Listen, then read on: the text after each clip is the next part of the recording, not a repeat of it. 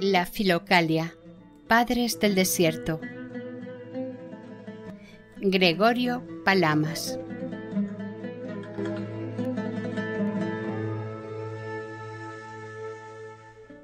I.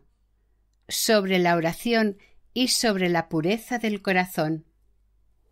Dios es el bien en sí, la misericordia misma, un abismo de bondad, y, al mismo tiempo, Él abraza ese abismo y excede todo nombre y todo concepto posible.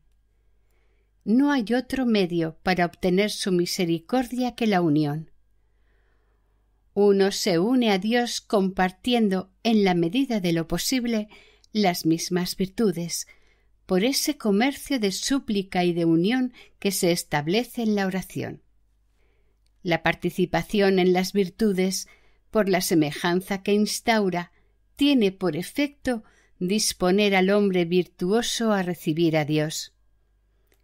Pertenece al poder de la oración operar esta recepción y consagrar místicamente el crecimiento del hombre hacia lo divino y su unión con él, pues ella es el lazo de las criaturas razonables con su Creador.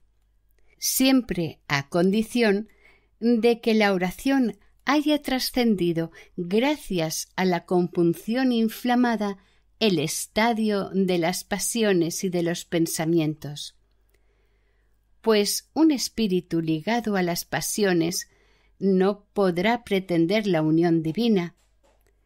En tanto que el espíritu ora en esta clase de disposición, no obtiene misericordia. En cambio, cuanto más éxito alcanza en alejar los pensamientos, más adquiere la compunción, y en la medida de su compunción participa en la misericordia y en el consuelo. Que persevere humildemente en ese estado y transformará enteramente la parte apasionada del alma. Cuando la unidad del espíritu deviene trinitaria, sin dejar de ser uno, el espíritu se une a la mónada trinitaria suprema, cerrando todas las puertas que conducen al error, dominando a la carne, al mundo y al príncipe de este mundo. El espíritu escapa así enteramente a su ataque, está totalmente en sí mismo y en Dios, gozando de la exaltación espiritual que brota en él en tanto se mantiene en dicho estado. La unidad del espíritu deviene trina y permanece una, cuando él se vuelca hacia sí mismo y sube de sí mismo hacia Dios. La conversión del espíritu hacia sí mismo consiste en cuidarse a sí mismo. Su ascensión hacia Dios se opera ante todo por la oración, a veces en una oración recogida y concentrada, a veces en una oración más extendida, lo que es más laborioso.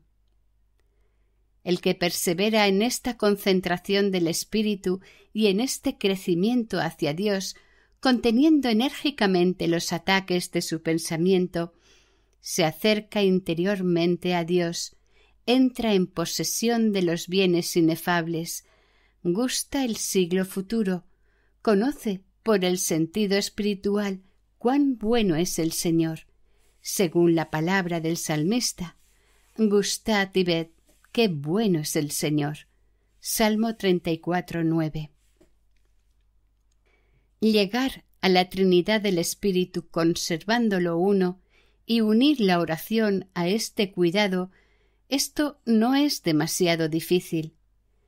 Pero perseverar largo tiempo en este estado generalmente inefable, esa es la dificultad misma. El trabajo sobre cualquier otra virtud es insignificante y ligero en comparación. He aquí por qué muchos renuncian al encierro de la virtud de la oración y no llegan más que a los grandes espacios abiertos de los carismas.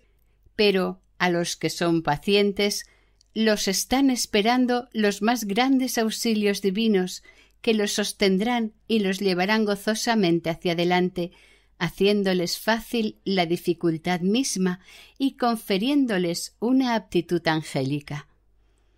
Dichos auxilios otorgan a la naturaleza humana la visibilidad de vivir según las naturalezas que la sobrepasan.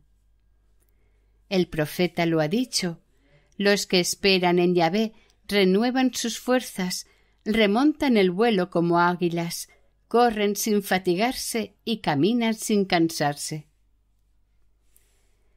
El espíritu es también el acto, energía del espíritu, que consiste en pensamientos y conceptos.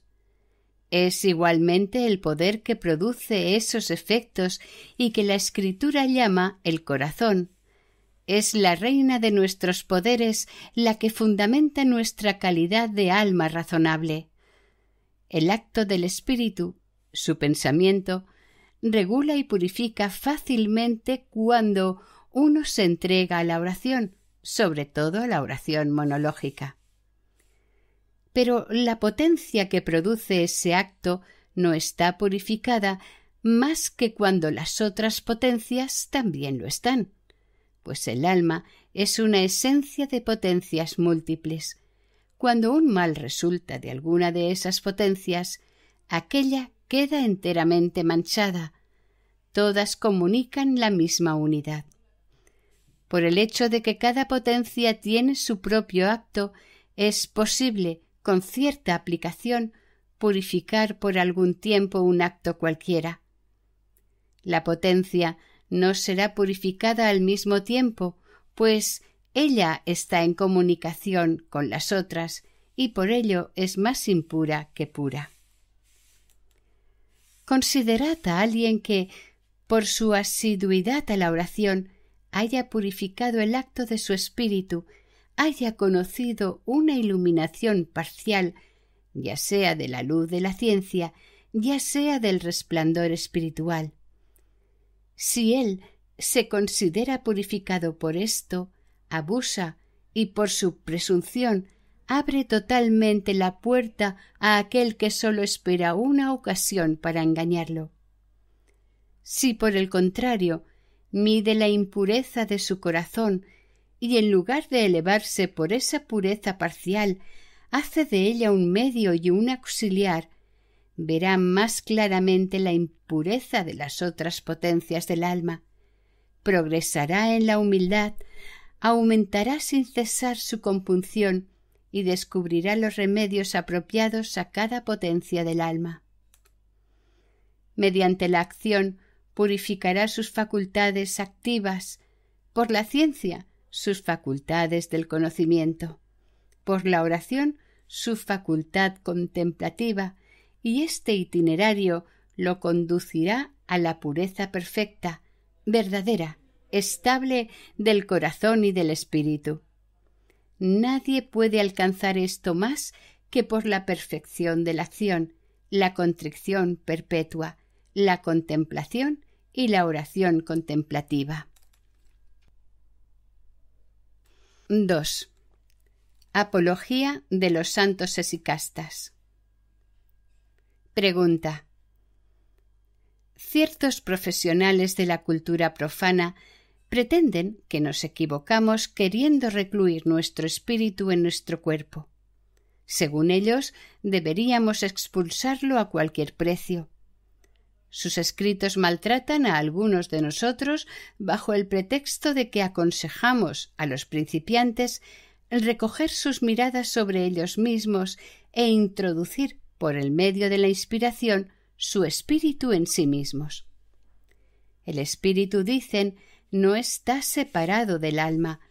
¿Cómo entonces se podría introducir aquello que no está separado sino unido? Agregan que nosotros les recomendamos introducir la gracia en ellos por las vías nasales. Sé que esto es una calumnia, pues jamás escuché nada semejante en nuestro medio y una malignidad más añadida a las otras, al que de forma poco le cuesta inventar. Explícame entonces, Padre mío, ¿por qué ponemos todo nuestro cuidado en introducir en nosotros nuestro espíritu y no nos equivocamos al recluirlo en nuestro cuerpo. Respuesta de Gregorio. Nuestro cuerpo no tiene en sí mismo nada de malo, es bueno por naturaleza. Sólo existe algo dañino en él, el espíritu carnal, el cuerpo prostituido al pecado. El mal no viene de la carne, sino de aquel que la habita. El mal no consiste en que el espíritu habite en el cuerpo, sino más bien en que la ley opuesta a la ley del espíritu se ejercite en nuestros miembros. He aquí por qué nos rebelamos contra la ley del pecado y la expulsamos del cuerpo para introducir en él la autoridad del espíritu. Gracias a esta autoridad fijamos la ley, la naturaleza y el límite de su ejercicio a cada potencia del alma, a los sentidos y a los miembros del cuerpo, a cada uno lo debido. Esta obra de la ley lleva el nombre de temperancia. A la parte apasionada del alma le procuramos el hábito excelente que es la caridad, y a la parte razonable la mejoramos arrojando todo lo que se opone a la ascensión del espíritu hacia Dios. Este aspecto de la ley se llama sobriedad. Aquel que purificó su cuerpo por la temperancia, aquel que por la caridad ha hecho de su ira y de su concupiscencia ocasiones para la virtud, aquel que ofrenda a Dios un espíritu purificado por la oración, adquiere y ve en sí mismo la gracia prometida a los corazones puros. Llevamos este tesoro en vasos de barro. 2 de Corintios 4, 6 al 7. Entended por ello nuestro cuerpo. ¿Cómo entonces, reteniendo nuestro espíritu en el interior de nuestro cuerpo, faltaríamos a la sublime nobleza del espíritu? Nuestra alma es una esencia provista de potencias múltiples. Tiene como órgano el cuerpo que anima. Su potencia, el espíritu, como lo llamamos, opera por medio de ciertos órganos. Ahora bien, ¿quién supuso jamás que el espíritu pueda residir en las uñas, los párpados, las narices o los labios? Todo el mundo está acorde en ubicarlo dentro de nosotros. Las opiniones divergen cuando se trata de designar el órgano interior. Los unos colocan el espíritu en el cerebro como en una especie de acrópolis. Otros le atribuyen la región central del corazón, aquella que es pura de todo soplo animal.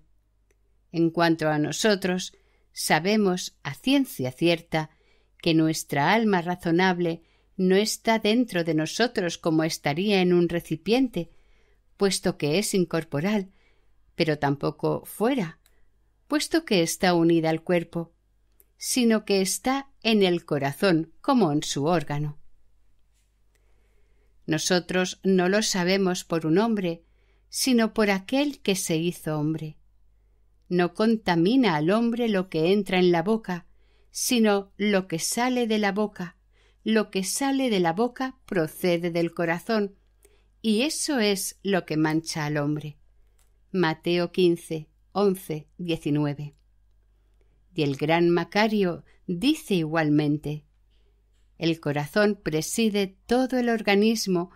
Cuando la gracia se ha apoderado de las praderas del corazón, reina sobre todos los pensamientos y sobre todos los miembros. Pues es allí donde se encuentran el espíritu y todos los pensamientos del alma. Nuestro corazón es entonces el asiento de la razón y su principal órgano corporal.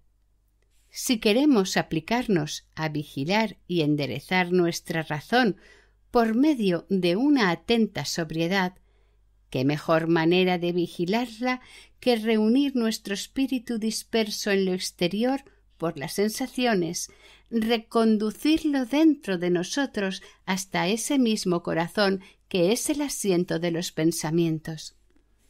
Por ello, Macario prosigue un poco más abajo. Esto es lo que hace falta considerar para ver si la gracia ha grabado las leyes del espíritu. ¿Dónde?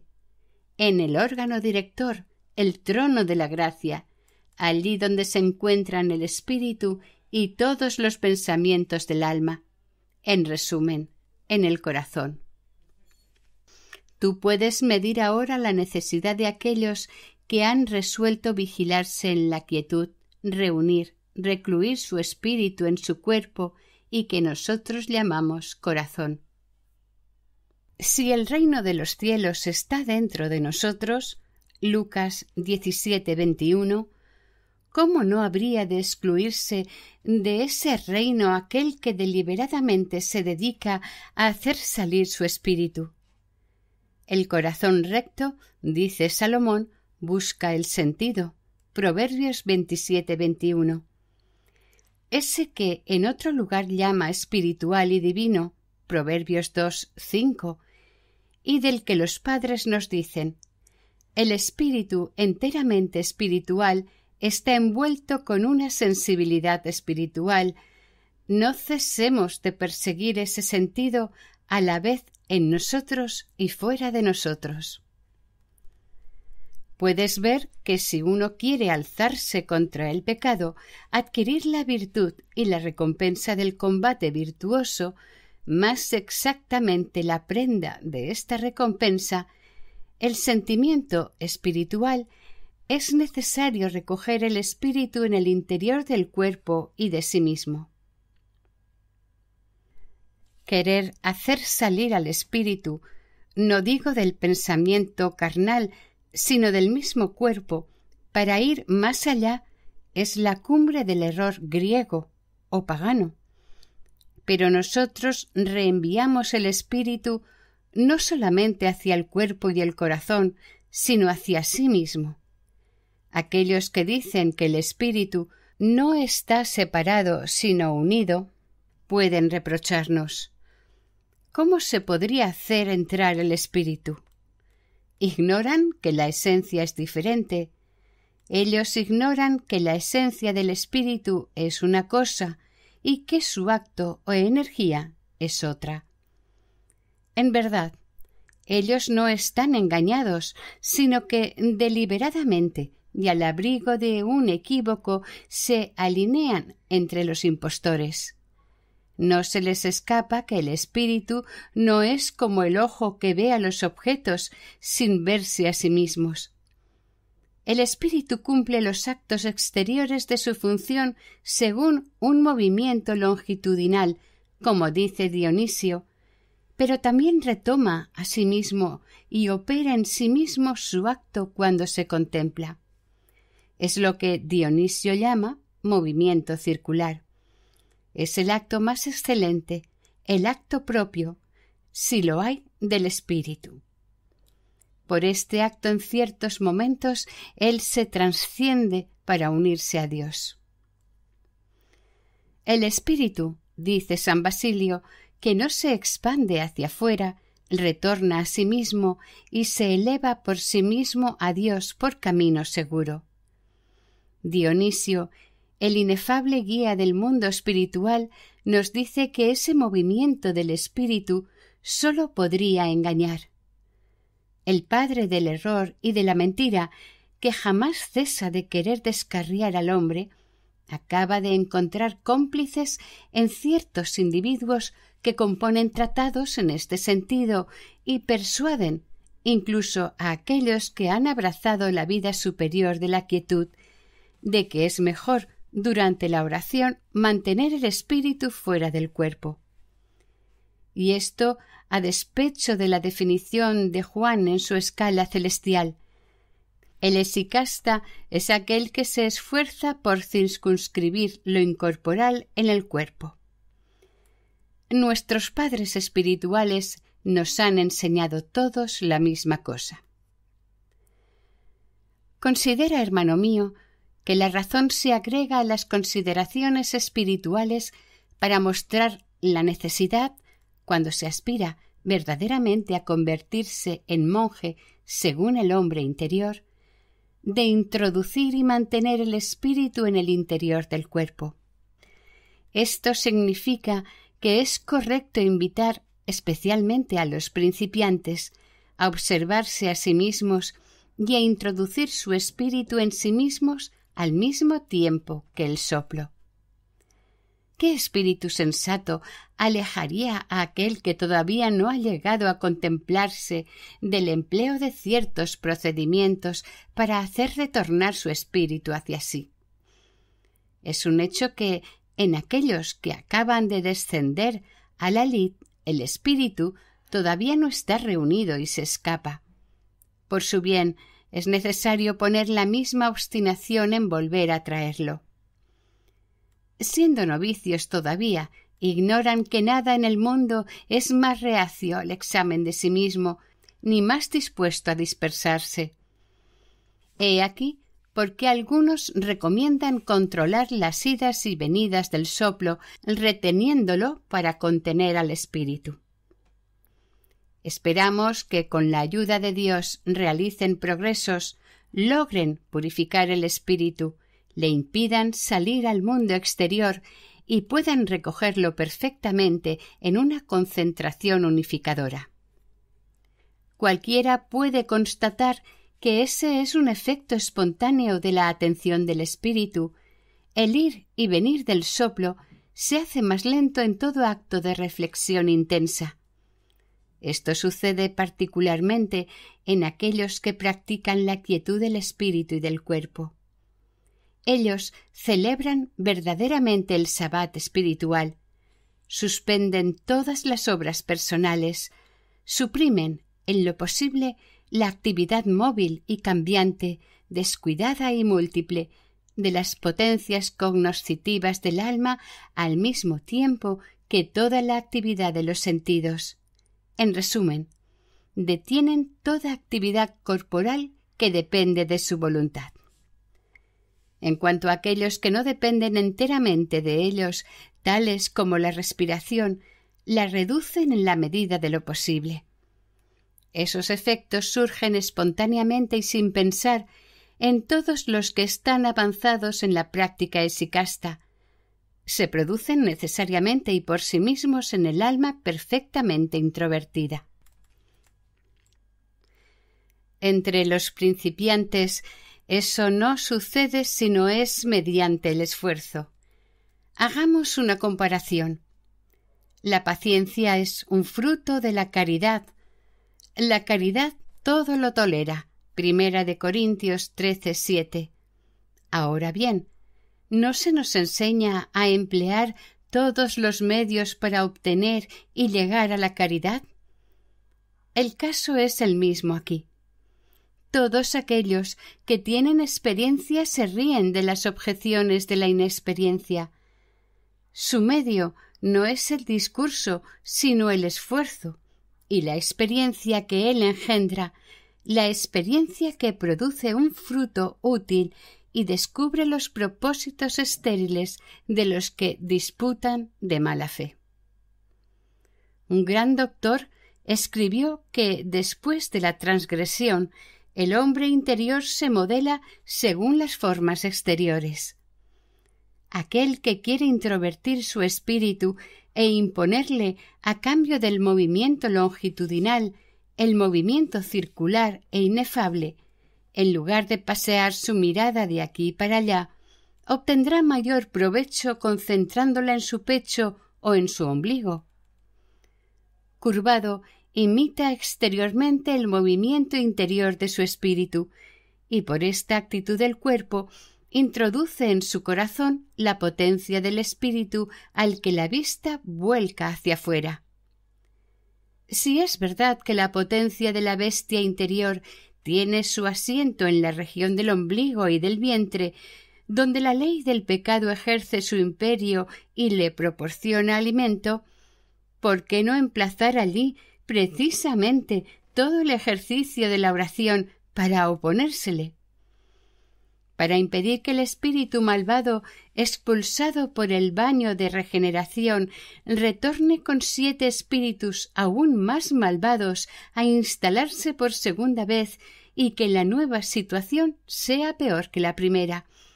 Lucas 11:26. Toma cuidado de ti, dijo Moisés, Deuteronomio 15:9, de ti íntegramente, y no de esto o de aquello. ¿Cómo? Por el espíritu. No existe otro medio de tomar cuidado de sí. Coloca esta guardia ante tu alma y tu cuerpo. Él te librará fácilmente de las malas pasiones del alma y del cuerpo. No dejes sin vigilancia ninguna parte de tu alma ni de tu cuerpo, así franquearás la zona de las tentaciones inferiores y te presentarás ante aquel que escruta los riñones y los corazones, pues tú los habrás escrutado por ti mismo de antemano. Si nos examinásemos a nosotros mismos, no seríamos condenados. 1 Corintios 11:31. Tú compartirás la bienaventurada experiencia de David. Mas la tiniebla no es tiniebla para ti. Ante ti brilla la noche como el día, porque tú me formaste en las entrañas, me tejiste en el vientre de mi madre. Salmo 138:12. Tú no solamente has hecho tuya la parte concupiscible de mi alma, sino que, si quedaba dentro de mi cuerpo algún foco de ese deseo, lo has reunido a su origen y por la fuerza misma de ese deseo se ha elevado hacia ti, se ha ligado a ti. Aquellos que se atan a los placeres sensibles de la corrupción consumen en la carne toda la potencia del deseo de su alma y se convierten así enteramente en carne. El espíritu no podría permanecer en ellos. Por el contrario, aquellos que elevaron su espíritu a Dios establecieron su alma en el amor de Dios. Su carne transformada comparte el crecimiento del espíritu y se une a él en la comunión divina. Se convierte ella también en el dominio y la casa de Dios. Ella no alberga enemistad ni desea nada contra el espíritu. La carne no es buena, nos dice el apóstol, en tanto que en ella no habite la ley de la vida. Mayor razón para no dejarla jamás sin vigilancia. ¿Cómo nos pertenecerá? ¿Cómo impediremos su acceso al enemigo, sobre todo nosotros que aún no poseemos la ciencia espiritual requerida para rechazar los espíritus del mal, si no es dirigiendo nuestra acción a través de una actitud exterior? Los más perfectos utilizan esa actitud en la oración y logran así la benevolencia de Dios. Y esto no sólo entre aquellos que siguieron a la venida de Cristo entre nosotros, sino también entre los que lo precedieron. Elías mismo, consumido en la teoptia, apoya su cabeza sobre las rodillas, reúne animosamente su espíritu en sí mismo y en Dios, y así pone fin a una sequía de varios años. Aquellos cuyos propósitos me recuerdas con tu pregunta parecen compartir el mal del fariseo, desdeñan la actitud de la oración justificada del publicano y exhortan a los demás a no imitarlo en ella.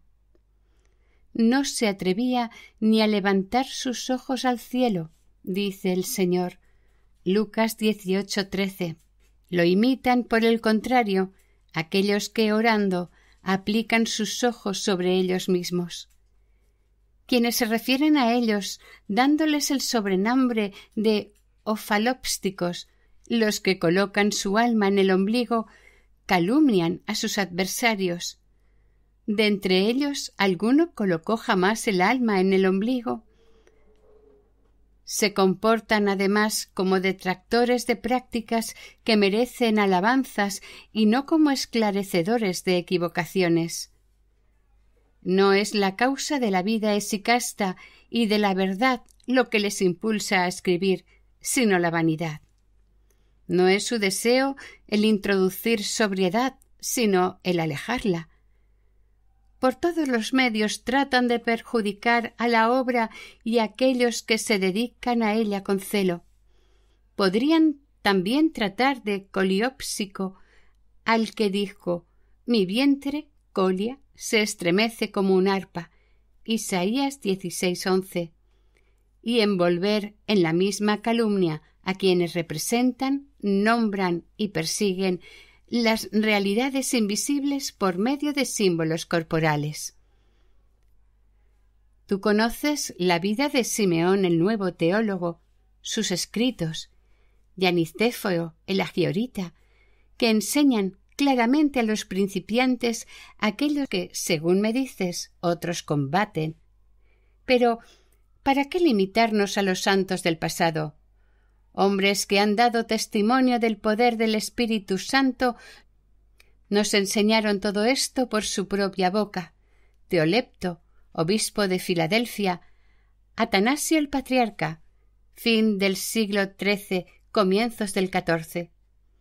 Tú los escuchas a ellos y a otros, antes que ellos y después que ellos, invitando a conservar esa tradición que nuestros nuevos maestros en Esicasmi se dedican a despreciar, a deformar y a arruinar sin beneficio para sus oyentes. Nosotros mismos hemos vivido con algunos de los santos más altamente considerados. Fueron nuestros maestros. ¿Cómo entonces desdeñaríamos a quienes la experiencia, unida a la gracia, ha formado para alienarnos detrás de los que no tienen otro título para enseñarnos que su orgullo? Huye de esas gentes y repítete sabiamente a ti mismo como David: «Bendice a Yahvé, alma mía, y bendiga todo mi ser su santo nombre». Salmo 103:1. Escucha dócilmente a los padres, escúchalos aconsejarte acerca de los medios para hacer reentrar al espíritu. 3. El tomo Agiorita. Aquel que trata de mesalianos a los que consideran al cerebro o al corazón como asiento del espíritu, que lo sepan, atacan a los santos. San Atanasio coloca el asiento de la razón en el cerebro. Macario, cuyo resplandor no es inferior, coloca en el corazón la operación del espíritu. Y casi todos los santos están de acuerdo con ellos. San Gregorio de Nisa, afirmando que el espíritu no está ni dentro ni fuera del cuerpo, no está en contradicción con ellos, pues los otros colocan el espíritu en el cuerpo en tanto que lo consideran unido a él. Hablan simplemente colocándose en otro punto de vista, pero no tienen una opinión diferente.